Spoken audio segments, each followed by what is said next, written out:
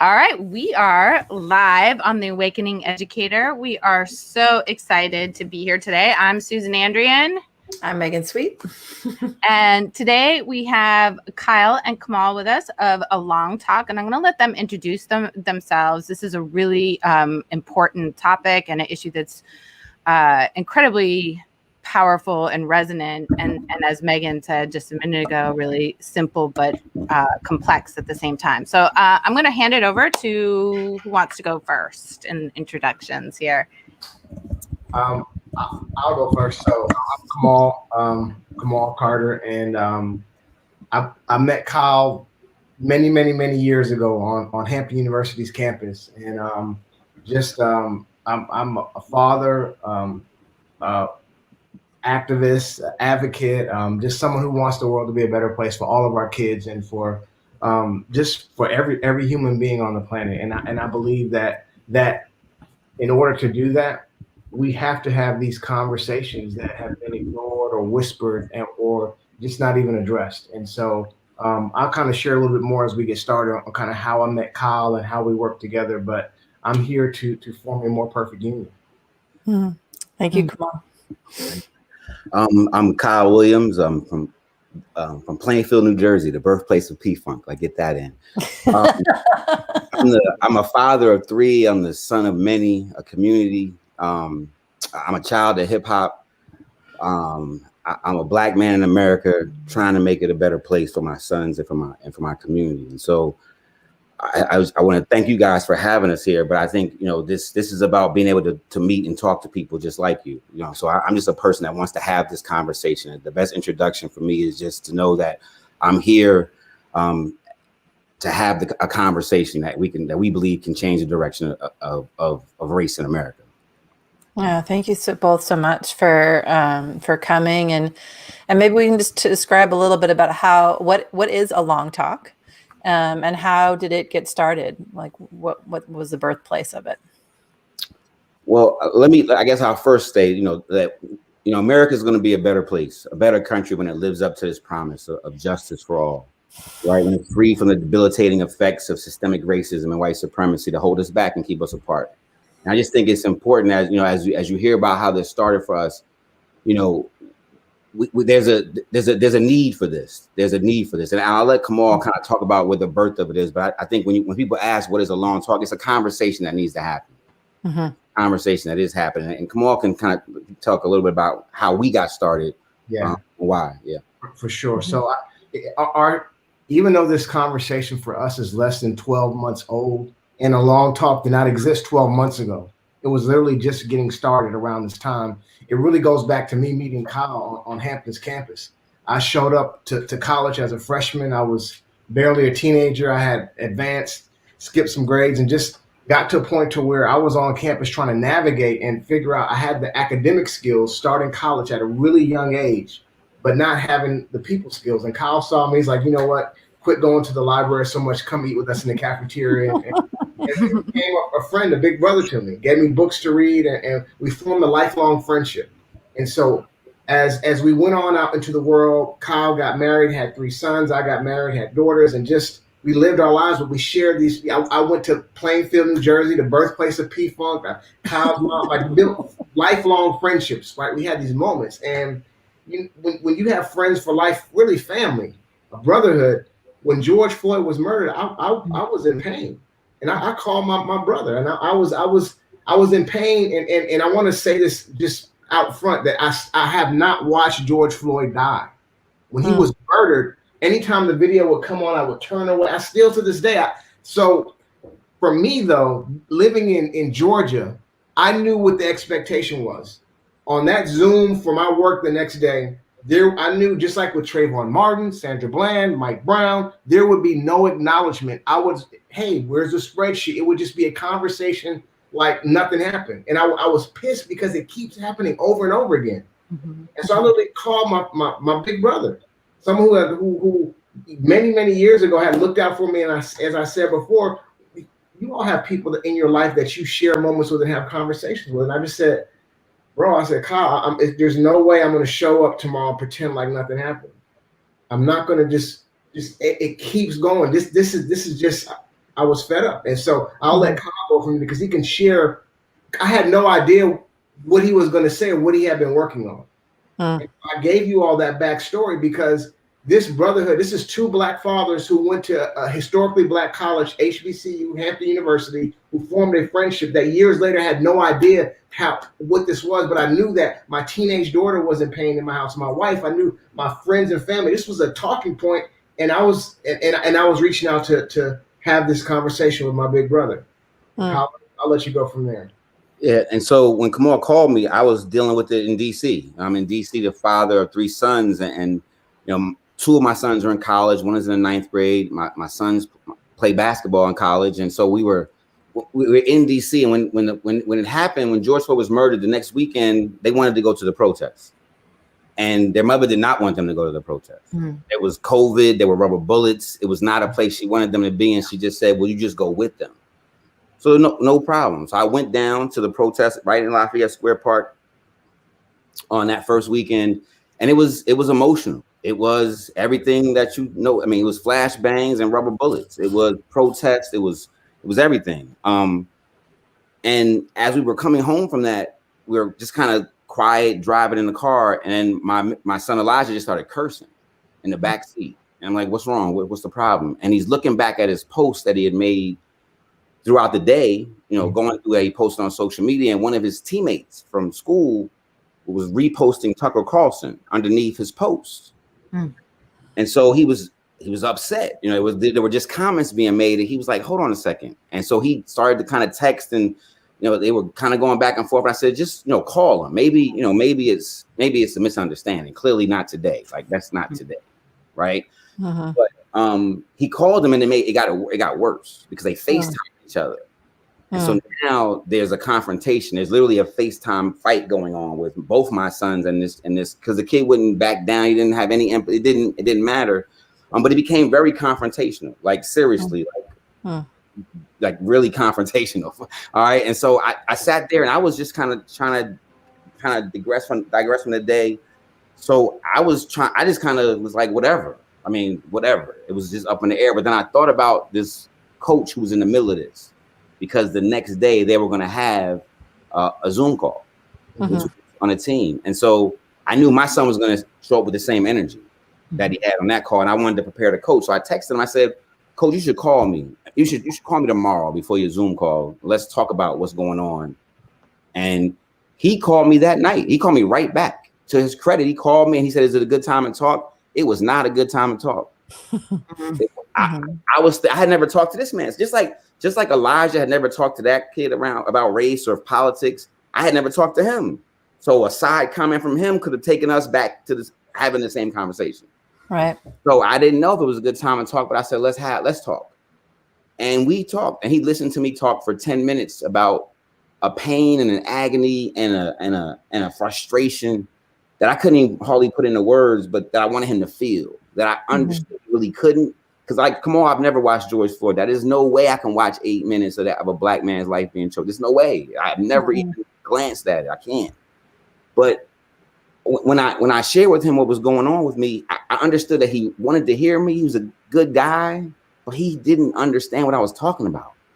Like, we got off the phone, and I realized he didn't know what I was talking about. It wasn't that he didn't want to know. He just didn't know. And so, you know, I kind of thanked him for listening. Didn't think much would change, but then we started talking a little bit, texting, and then someone gave me a link to a video. A friend of mine gave me a video link to the history of race in America, a lecture by Jeffrey Robinson. And I shared that with the coach. And I said, "Coach, watch this. And if you really want to talk about what I was talking about, watch this stuff and let's talk."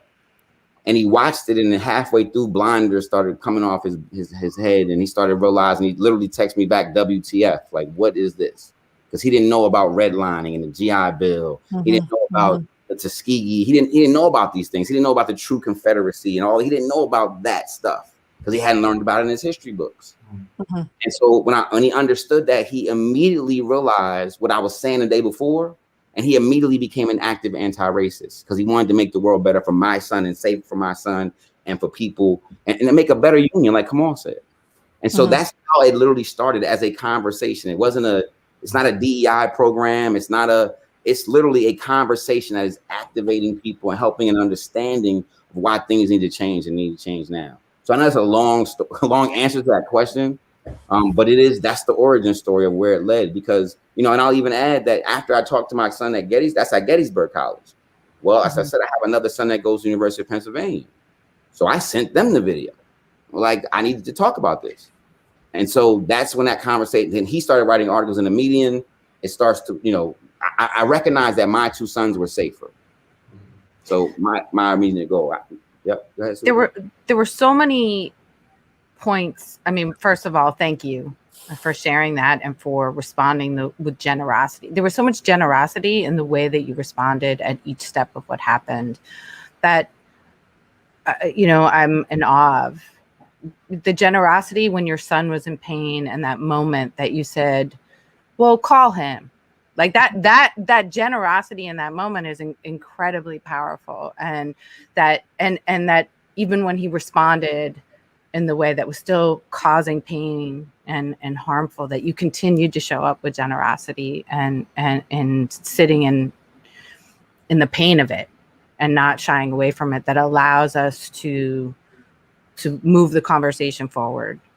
And then you talked about activation and that we really can't change unless we're activated. Right. And so thinking about that activation piece, that emotional activation, and Kamal, I heard in your story as well, the visceral pain that you were holding in that moment, and that you reach out to your brother for connection, that we need that sense of belonging, connection. And I'm curious how you were able to come to such a generous space to be able to bring the conversation in a way that could be hurtful. Wow. My mother once said that I found a way to turn my rage into something helpful. Because when you describe it like that, that was a deep description. I've never thought of it that way, because I was trying to keep my sanity. I don't know if I was being generous or gracious. I was trying to make sense of a world that wasn't making sense. How could this person post that under my child's post on today at this moment? What would bring him to do that? I said, that doesn't make sense. So let me try to figure out the lesson and try what I had to figure it out. So it's great. I love how you put it, but I want to make, like, I was at a place that I was either going to do something really, really good or really, really not so good. And maybe that was my mother talks about it. Maybe that was the grace that was just on me in the moment, because that day was not the day. It was just not the day. So I'm glad, I'm thankful that I could have found that generous spirit in that, because you're right. But it was more of me trying to give the world one more chance today. I'm trying to give y'all one more chance today, if that makes sense. I don't know. Go ahead, come on. Can I just say this? Because I feel like as Black people navigating white supremacy and racism daily, we have to pick and choose how much venom we let remain internally and how we get that out externally. If it's through jogging, if it's through playing sports or listening to music or conversation, whatever that is. And so for me, I had felt like I had this shield. I learned how to wear this armor through life to protect my internal organs and my mental health. But when George Floyd was murdered, my armor was pierced, and I had to call my big brother and say, "Hey, look, help me make sense of this, right?" Because you're right, to be generous in that time and to look for how do I get back to peace and maintain my peace so that I can survive and be here for my legacy and not let this, what I experience daily, monthly, weekly, yearly, eat me up from the inside out. So I was looking to return to peace, and maybe that's a mechanism that we've learned as survival. But I don't know, Kyle, Susan, Megan, I'm just reflecting on what you're saying. I've never looked at it, or even anyone's even asked from that perspective. Well, I appreciate what you said too, Kamal, around wearing an armor, right? And what we do, especially African American people, must do to survive every day, right? Like you can't live in that rage every day and continue to be productive, and like that's. So what I'm hearing from you is like a coping mechanism, and I tried to describe that to my son once when he was mad that a game was unfairly reffed. And I likened it to racism. And I was like, right, now that's every day for people of color in this country, every day. And we have to find a way to work, like we have to work with that. But you can't be in this, he was just outraged and angry and stormy. I'm like, this, we need to find another way. And the rage is also there and needs to be there. And I guess I think for me, I think what happened with George Floyd, just the length of time, how it was like, how clear it was that this wasn't appropriate, right? Like that this man was being killed in front of everyone's eyes, unnecessarily. I think pierced a lot of people's armor all over the place. So that they're so you can't hold that back in that moment. It's just so compelling. You can't kind of put at bay, or push away the visceral response to watching a man be killed in that way. And then remembering, and you guys started rattling off names, and we could rattle off names.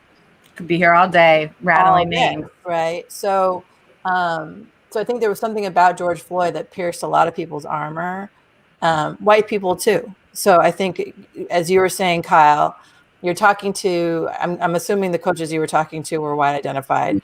Yeah. There's a lot of like wanting to understand, but not getting it, right? Because what we walk through, so many of the things that white people experience, we just don't see it. I want to, right? I want to understand, but I can't possibly understand. And a lot of people, if they haven't been doing their homework or haven't been actively anti-racist, just genuinely don't know the other story of what's going on in the world, what other people's experiences are. So for me, I just think so much of what your story and the origin of A Long Talk just brings that forward of the pierced armor, and showing up in this moment in the pierced armor and finding those connections. So I just think it's really profound. I hope that if nothing else, that pierced some armor. I think, when we think about, I've asked people the question when the trial went through and people were worried about what might happen. Like people were not 100% black and white. We're not 100% sure that it wouldn't happen, right? And so you think about that for a second. That in order for us, we not even having security about that verdict, but in order for us to have that verdict happen, the entire world protested that act. Yeah. Never before has there been a protest that connected continents before. Every continent, right? There were protests on every continent. So think about it. So you had to have 9 minutes of video. You had to have a man screaming for his mother, his dead mother. You had to have entire continents protest for a year for us to say, I think we're going to get this one. I know. And so when you talk about this, the race, James Baldwin has a quote, to be a Negro in this country and be relatively conscious is to be in a rage almost all the time. And so when you really think about, like, I hope it pierced some armor. I really do, because if there's still armor up against this and these type of actions, then that's battleground material. Like that's somebody deciding to not just be ignorant, but to wear armor to go against that. Yeah, that's the space that we're in. That's what the one thing I do love about now is that people are the ignorance. This is a war on ignorance right now. Yeah. It's an age of enlightenment. It's a new one. Yeah. So you cannot claim ignorance anymore. Anyone who chooses to claim ignorance about Tulsa after this weekend and you've chosen to do that. Like you're no longer ignorant. You have chosen a space of lack of knowledge. So it's important for us to move in the space that we're in right now to figure out how to make all that come together and connect. Because we have to, like, if not now, I don't know how many more times we're going to revisit this conversation. So we are up at our first break. It's hard to break because it's just so important and powerful. That's a great time, though. It was great timing because I think that issue of you can no longer claim ignorance. I think is a really important point, and that we can pause on that and come back and continue to talk about now that ignorance is no longer an excuse that can be used. Where do we go from here? What is A Long Talk doing to be able to help move this conversation forward? Absolutely. So we will pause for a minute.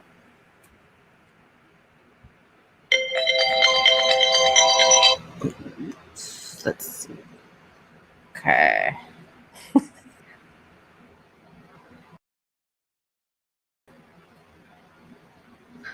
All right. Welcome back. That was a micro pause. That was good. That was a micro pause. So we lost Kamal. Hopefully We he'll did. come Well, back. he's taken. We can. We can do the full pause. Yeah, we could. This can be part of our pause, even though Facebook has seen us on the. It can be edited out on our podcast. If Kamal comes back. Yeah. We can also keep moving if you want. Kamal's Yeah, there he is. We want to make sure Kamal is back. Welcome back. Yeah. So Susan, before we went on break, you said, right, this is a moment, and I agree, Kyle. This is no more can people claim ignorance to, and not just George Floyd, but it was George Floyd followed up, many individuals before George Floyd, and then immediately afterward, again, we can name a lot of names that followed afterwards. Dante Wright, Breonna Taylor, right, and yeah, and not just by police and not by police. So I think the benefit of this year, if nothing else, and everyone being home and COVID and having so much coverage of these murders is that it's not a one-off. It's not just an isolated incident. It is a pattern, and the scales are coming off people's eyes. So now that they're coming off, or at least the opening is there. So what does the long talk do there? Well, we recognize that, today it's just not enough people that have learned the extent to which our country was founded on racism and systemic oppression. They don't realize that racism goes far beyond individual attitudes and infuses American institutions to this day. Some know the history. Some people do know the history, but they're stuck in a place of seeing themselves as just personally not racist, right? And just not sure what to do. And so what A Long Talk does is we're an initiative that provides the tools for someone to be a vocal, effective anti-racist at home, at work, in the community. It's a powerful, transformative journey, really, that we go through, where the stolen history is talked about, open, honest discussion to be able to touch on different points. We're giving them tools to fight these conversations and to push back and to use, their voice for good. And so as we look at A Long Talk as an experience that provides ongoing support, so even going through our conversations, but then joining our community is even bigger than that. So we can, it's really something, it's hard to describe, because it's something you experience. It's not a checkbox DEI program. It's an experience. It's a conversation that is living, that's active, that's going on all around us right now with our participants. Over 1,500 people have gone through it in the last year. We've had some, and I don't even want to say success because we're just getting started. So it's about, we've had some incredible success stories that are where people are being activated and energized. So that's what we're building.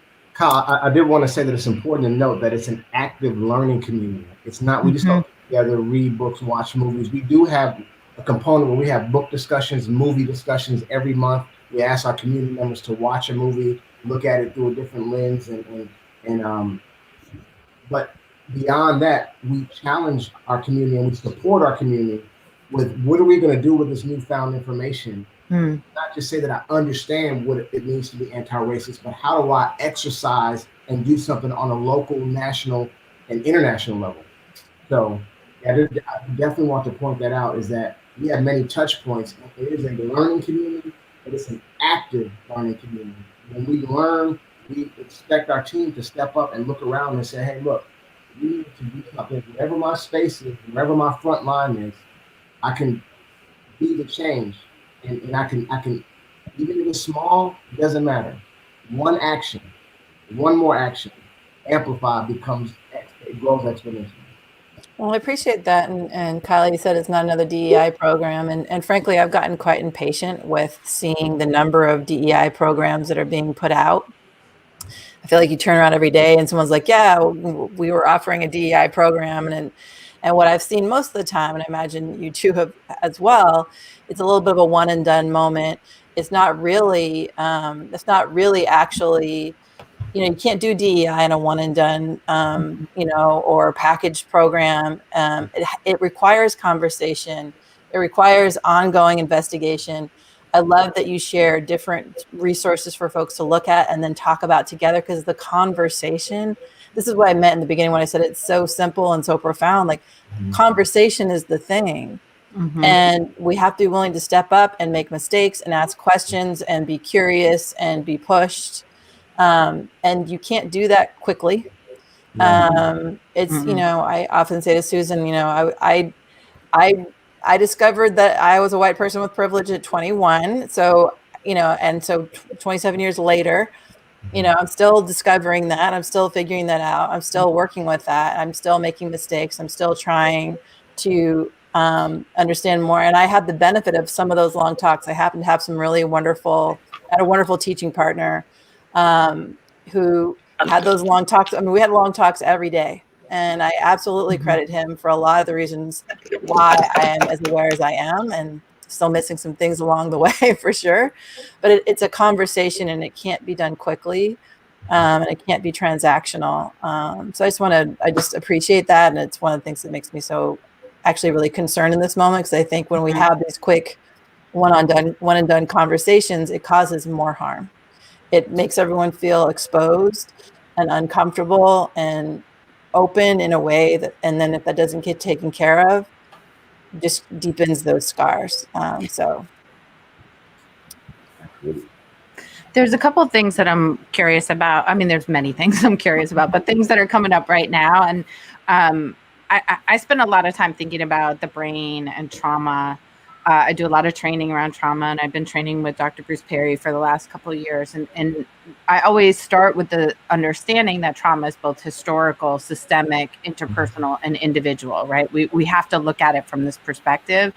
And really thinking about racism, and I was thinking about what you said, Kyle, around ignorance, right? You can no longer claim ignorance.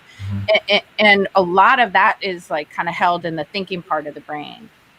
We can change that. We can teach you the history. We can have those conversations, but the deeper stuff, the stuff that's like really deeply rooted in the lower parts of our brain, and in all of those little microaggressions and all of those little moments and all of the information that is fed to us through media, through our parents, through culture, and through white supremacy that is invasive and pervasive everywhere, that those things are much more difficult to unroot and undo. And even when you think you got them, they find their way back in. they weave back in. So I'm curious, like from this ongoing standpoint and the long conversations that you have, how do you continue to keep safety, as Megan was saying, make sure people are not being put in positions where they're vulnerable and harmed, but that they are vulnerable and open in a way that feels healing and ongoing?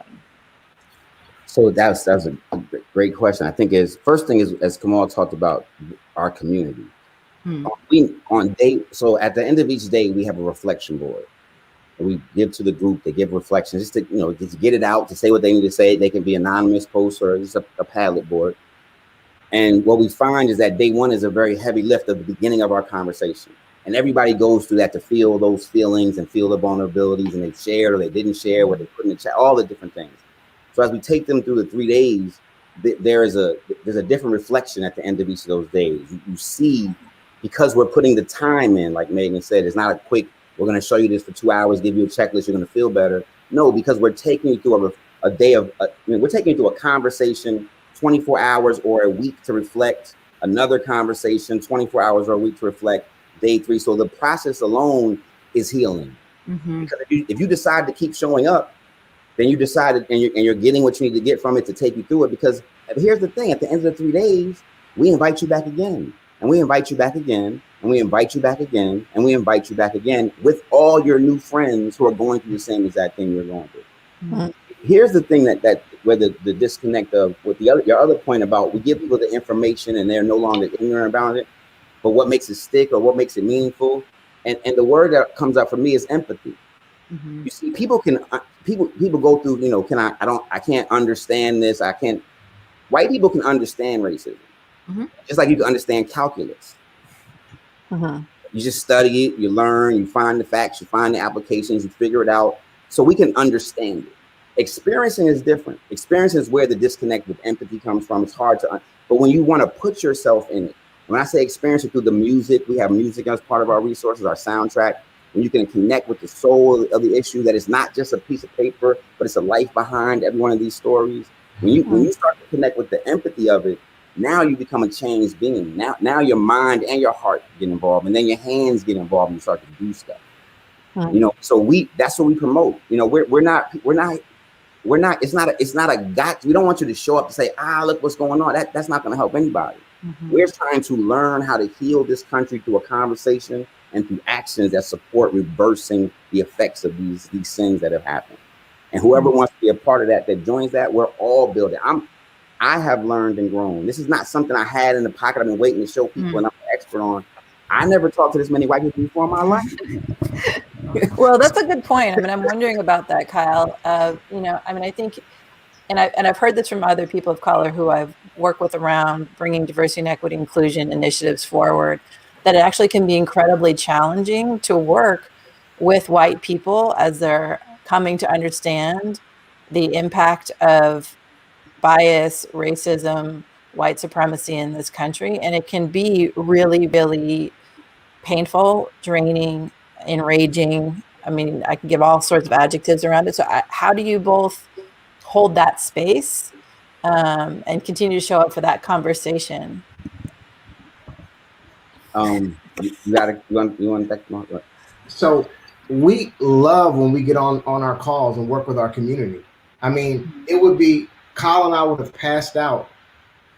I mean, we're spending hours and hours of our lives in these conversations these past 11 and a half months, because for us, it's empowering. It's a two-way, it's not a yelling match. It's a discourse that we believe will form, I know it sounds corny, a more perfect union, but we see, it's interesting when you have someone who may have gone through a long talk from last September, and every month we're asking, hey, watch this movie. Let's meet up and let's talk about the United States versus Billie Holiday.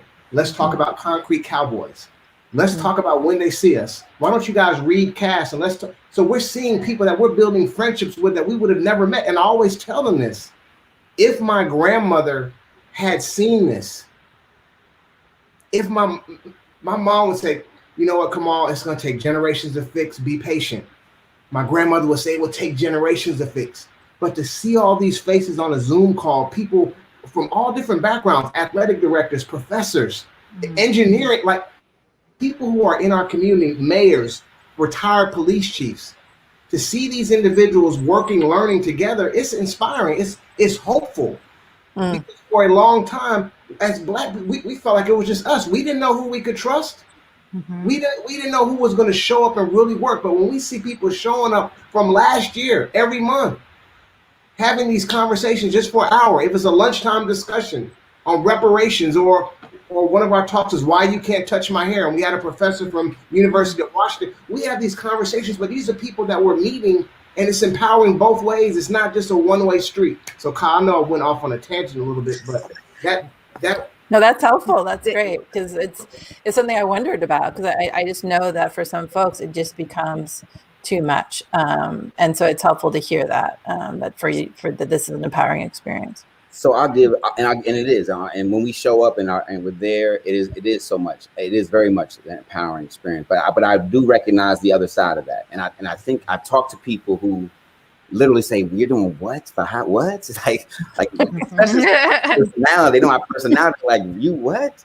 And what I realized, one of the things I learned early in this was, there was a quote from Denzel Washington on Twitter one day, and it said, "Everything changed when I realized you are my lesson and not my enemy."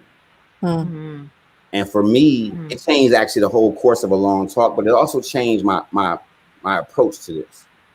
And when I realized that that I can engage in a conversation where I'm trying to learn how to best help you understand what you need to understand. I'm a teacher. I'm an educator first. So my idea is, think of it this way: you have a classroom of people at all different levels, but who really, really want to hear what you have to say, that really, really want to engage every single day. And so if you show up for that classroom as a teacher, if I'm a teacher, I know I go to work every day and I know my kids are engaged, they're going to be there, they're going to be attentive, they're going to participate, they're going to put stuff in the chat, they're going to feel the emotion, they're going to go through all that. I don't have to be frustrated with them.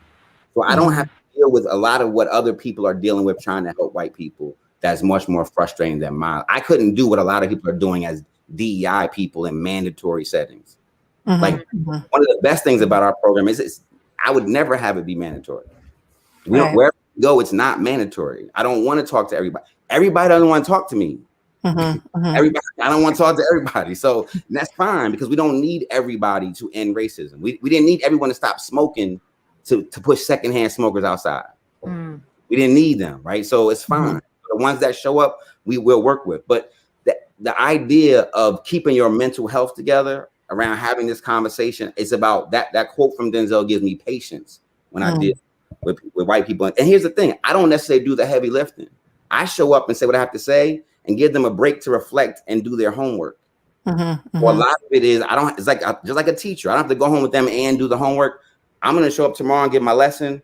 And then the heavy lift really is on them. And I'm going to support exactly what they need. So I definitely, as an educator myself, I saw the organization of A Long Talk, and I was like, oh, that's a person who's been a teacher. Like it's very, in the best compliment possible, that I think you have a way in the program of laying out information that builds skills over time, that helps people to be able to start to understand the concepts that are being shared. And I've seen a lot of professional development in my day, DEI as well, where that, like, those connections get missed, and therefore it gets hard for folks to connect. So I just want to, as a teacher, say that I love seeing what you taught, but also the fact that there's an open and ongoing invitation to continue to connect, I just think is really powerful. Yeah. The other thing that you mentioned is the trust, right? That trust, because people keep coming back on their own and they're there voluntarily. And when you have that, it makes it easier to open up, and it provides the safety and foundational piece you need in order to offer grace and accept grace.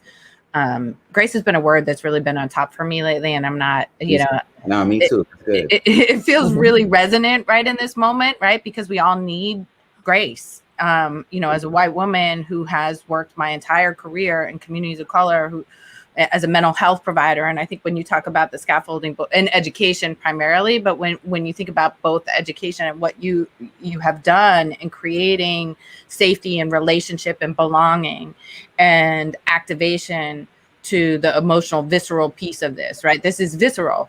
I think, as Kamal said at the beginning, we feel it in our whole body.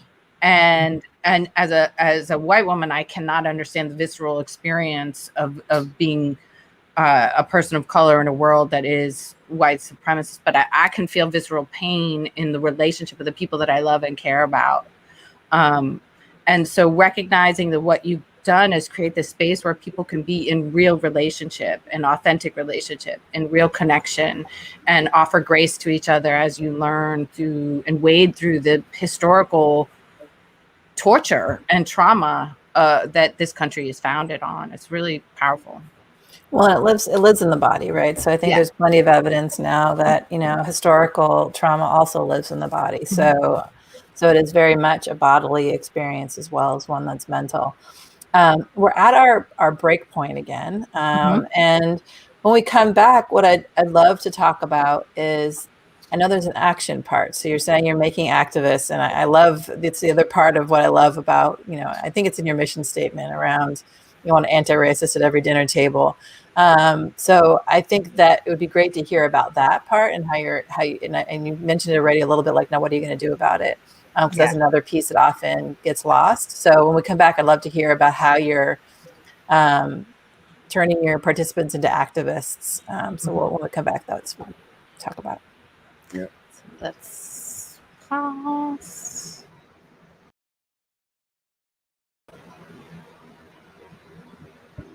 Susan, you want to take us back? Welcome back. We are so excited to have Kyle and Kamal of A Long Talk. We're having a really important and powerful conversation.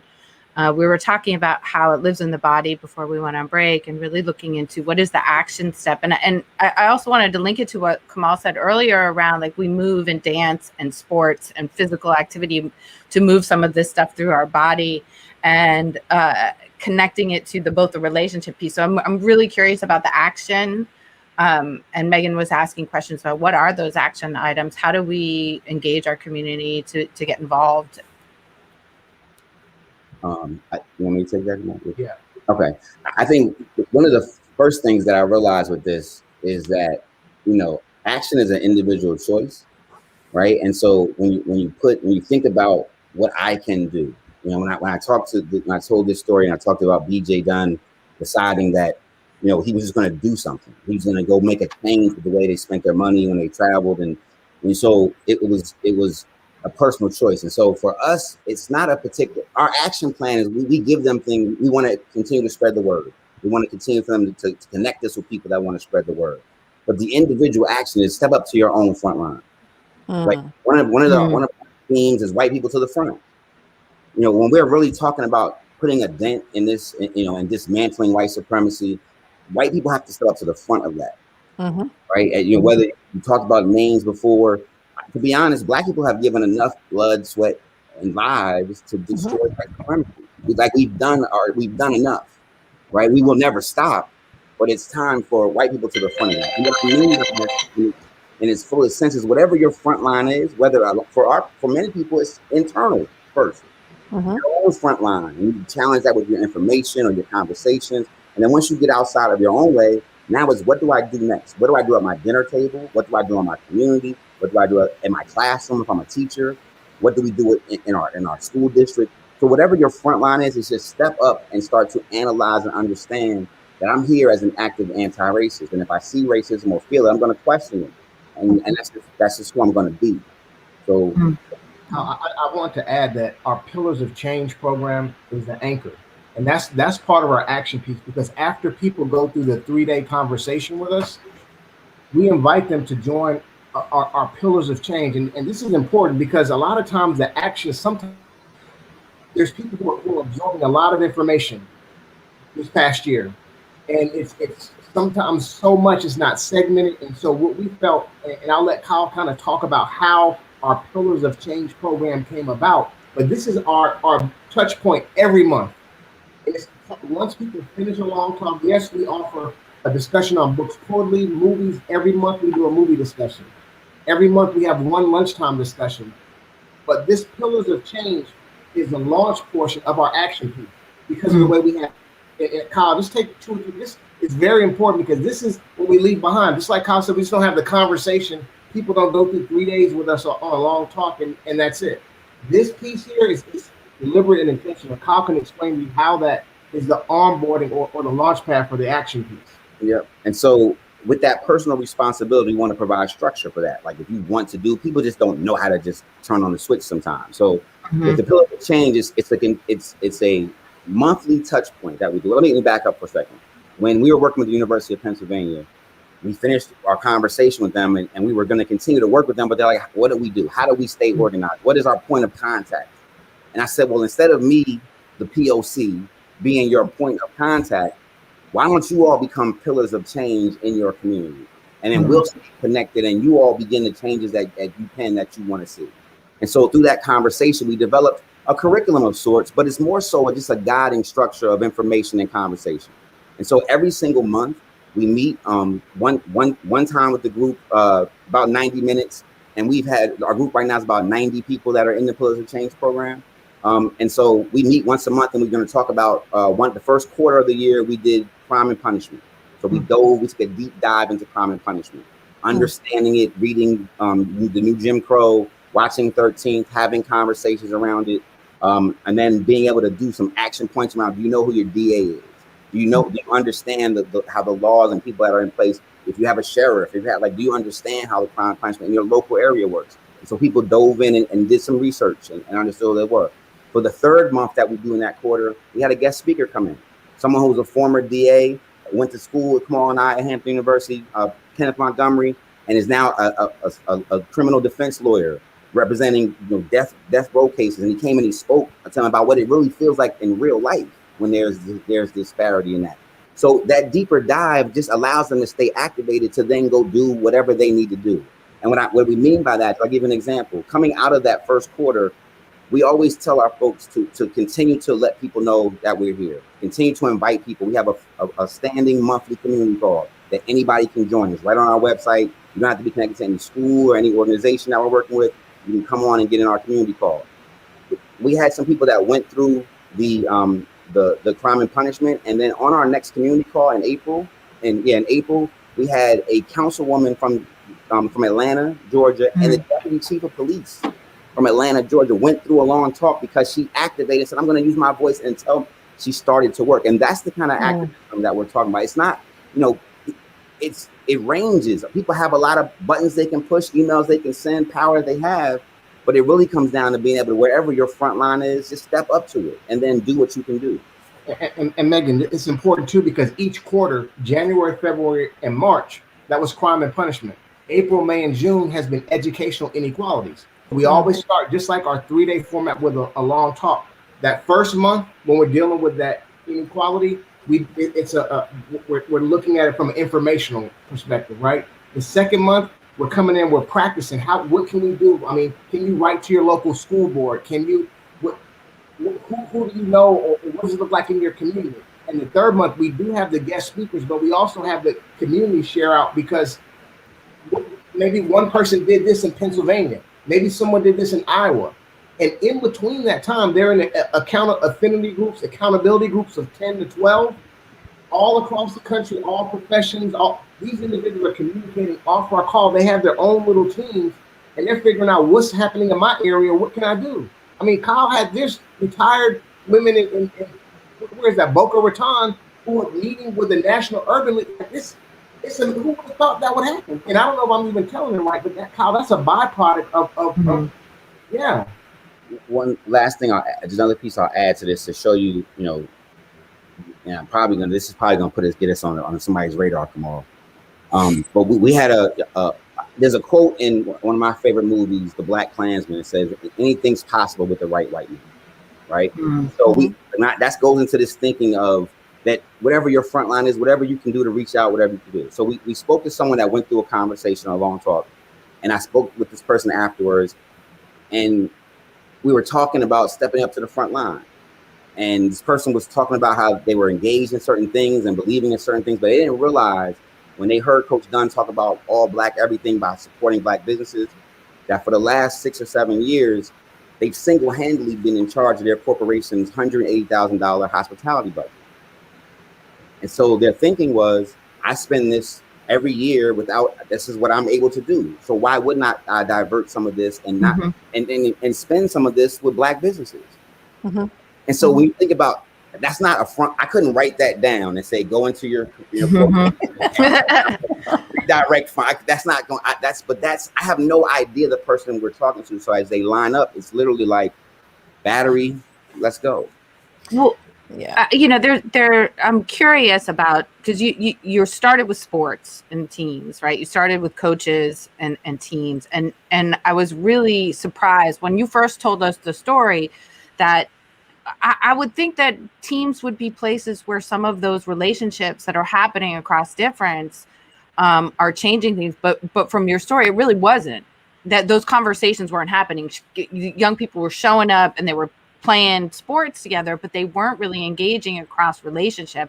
And there's so much money and structure that sports brings in our country, and the money that you were just talking about, how powerful that is, that a coach can make that decision around their budget, and that budgets across industries, including sports, can change the way that the structure of white supremacy happens in this country. And so how can so you're doing this at the Division I universities, prestigious schools around the country, as well as local schools. How can maybe we encourage coaches in high schools, coaches at middle schools, coaches on Papuana, and all of these other spaces where young people, it's some of the few diverse spaces that kids are coming together, but they show up, they play sports, and they go home into their neighborhoods. And I'm wondering, is there a conversation about bringing this to earlier, when the brains are still more malleable, when we can start to have these important conversations earlier?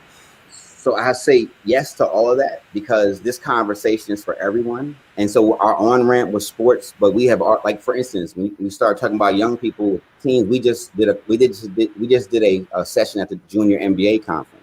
So this is 6th, 7th, and 8th graders and the people that support basketball at that level. Because the bottom line is, young or old, none of us are taught and prepared to have this conversation. Yeah. So because of that, there's no expertise even in having the conversation yet. we're literally building the expertise in having this conversation, and we've gotten involved at a high level. So, I think that's profound, Kyle, because I mean, I think something that you said that for me just resonates, or also just for white folks listening, like, number one, white supremacy is a white person's problem. So I agree. And it's our job to dismantle that and to learn.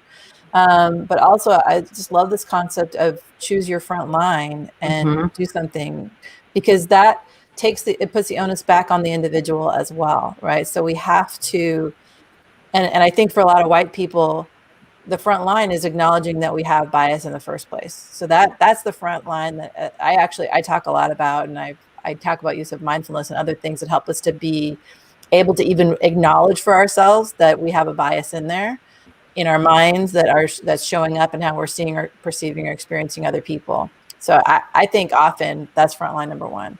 And Kamal, you mentioned that, like, right, you have to like work with yourself first, and then what can I do in my community? What is within my power and my control to make a change?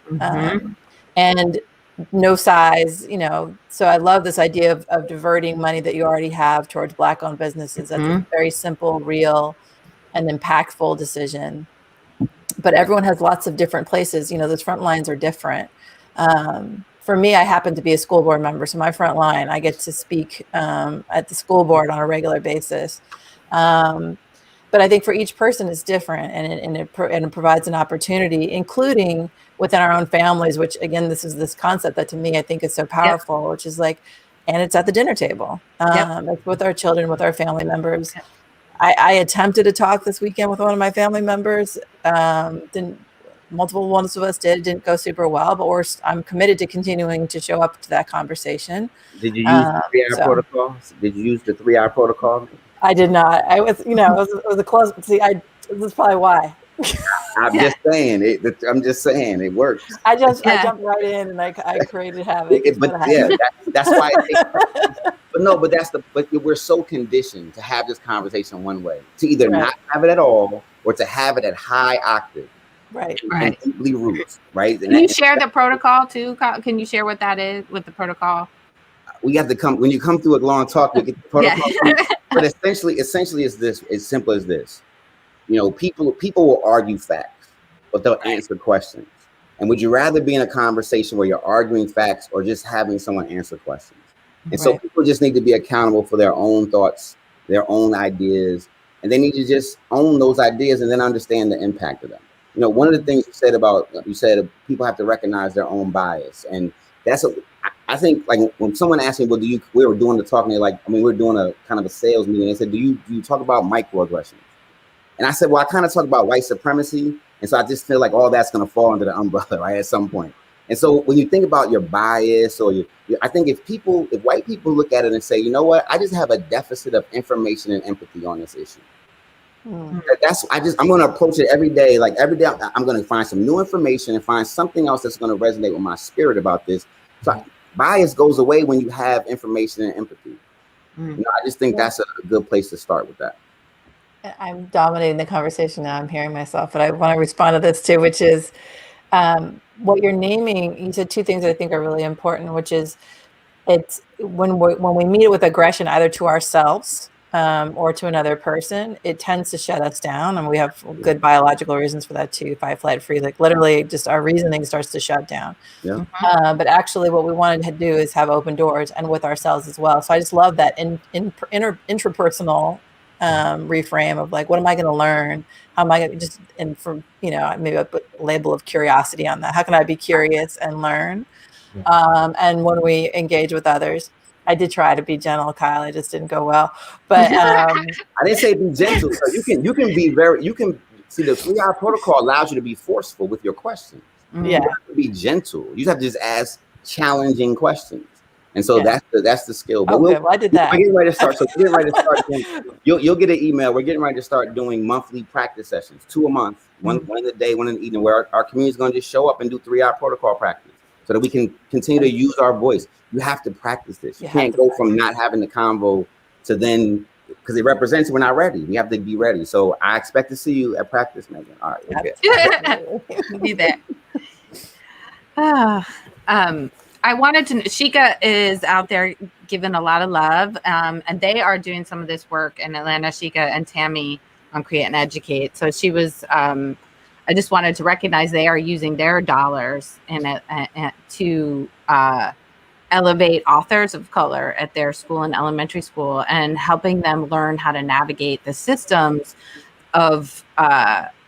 So she was on here, navigate the systems to be able to get their books sold in elementary schools. And I think that's a perfect example of one of the ways in which the system wasn't necessarily trying to keep people out, but it does because of all of the systems that are there. And that was another example. And she's giving you a lot of love here on Facebook. So Appreciate it. Appreciate it.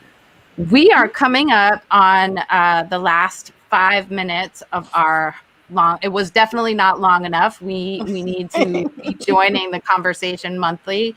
I'm so incredibly humbled by the work that you're doing, the wellspring of conversation that continues to grow both virtually and in communities, and bringing it to the local level as well as the national level. And I think that's what's making this really powerful, is that it is simplistic, but it's asking people to step up to their own front line. And I'm going to continue to resonate on that and reflect on that, because I have my own front line. So I have to leave this conversation. And I think that's the important thing, is anyone who sits in conversation with you guys needs to be able to then walk away and say, okay, I better find my front line.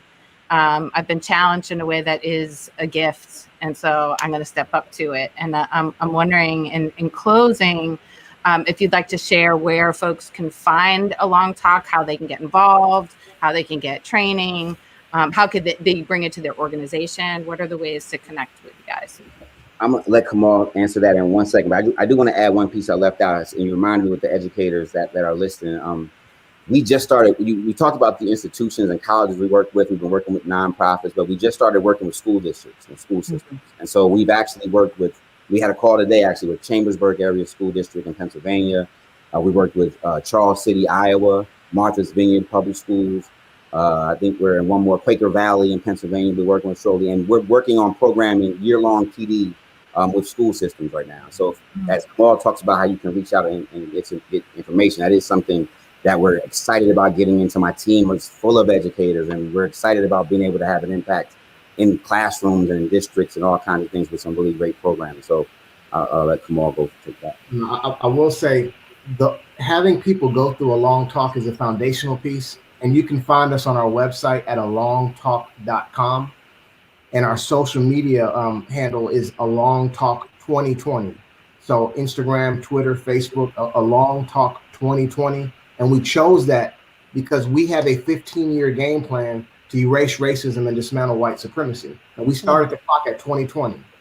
So we're at a Long Talk 2020. We post our information there. But what we encourage people to do is every month, that community call that Kyle mentioned, if you have family, aunties, uncles, relatives, coworkers, you can send them to our website and they can join our community call. And that's impactful. We feel like that's helping, usher in a change. But in order for us to reach the masses, we don't have to remind you that when you saw January 6th taking place, there are millions of people who are, it's just amazing what's been able to, not amazing, it's by design and it's intentional. And until we have productive conversation and we're able to take that conversation and put action behind it, there are millions of people that are, some are deeply entrenched in their hatred, some are some just, they don't even know what they don't know, inconscious and competent. And so in order for us to have these productive conversations, share with your friends and family and have them join our community call. But from a corporate level, if you have a VP, a CEO that you live next door to, or a friend who's in a decision-making position at an organization, we work with corporations, universities. We are in talks with Little League and national coaching organizations that if you know decision makers, put us in contact with them. Help us do a warm email introduction. You can contact us through our website, but we will talk to anyone, conversation to educate, to end hate. And so that's on a bigger level. If there is someone in that seat that can push the button and say, hey, look, we have 500 employees show up or 1,000 people show up. That's how we get to the million, because the millions of people out here who need this. And that's our goal, is to have an anti-racist at every dinner table. So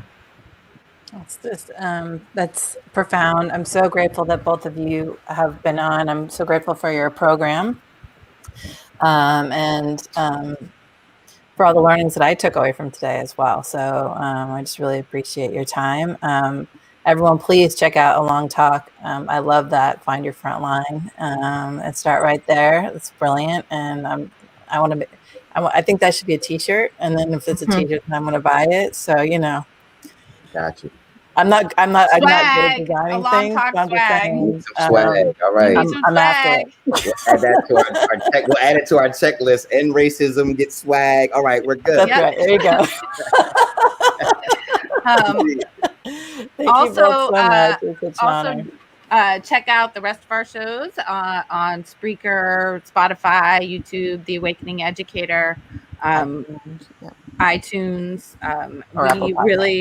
We are so proud of this of being able to engage in this conversation and want to grow the conversation and talk about equity and awakening our education to be more inclusive and thoughtful and able to engage in complex, difficult, uncomfortable conversations. Thank you guys so much. So appreciative of joining us today. It was really a gift. Thank you guys. Thanks, everybody. We appreciate you for having us and using your voice and your platform to get it out. We appreciate you guys. Thank you so much. Yeah, thank you.